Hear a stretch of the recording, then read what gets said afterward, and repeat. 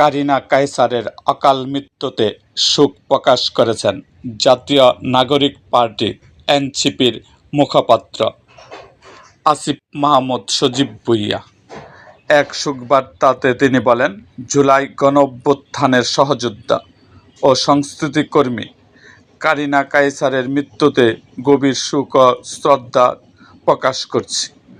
জুলাই গণঅভ্যুত্থানের সময় তার সক্রিয় অংশগ্রহণ এবং ফ্যাসিবাদ বিরোধী সংগ্রামে তার দৃঢ় অবস্থান আমাদের ইতিহাসে গুরুত্বপূর্ণ ভূমিকা হিসাবে স্মরণীয় হয়ে থাকবে।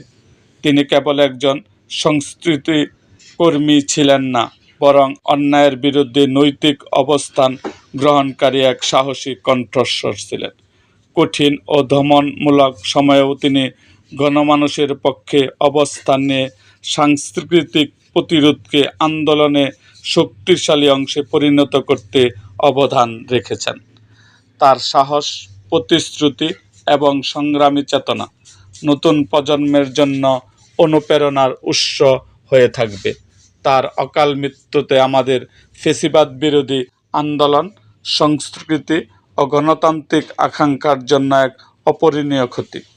মহান আল্লাহ কাছে তার রুহের মাগফিরাত কামনা করছি এবং জান্নাতুল ফেরদৌস নসিব করার দোয়া করছি।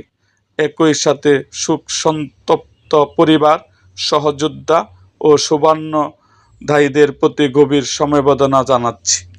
এরকম আরও ভিডিও পেতে আমাদের মুক্তাগাছার ইতিহাস মিডিয়া ইউটিউব চ্যানেলটিকে সাবস্ক্রাইব করুন এবং পাশে থাকা বেল আইকনটি বাজিয়ে দিন।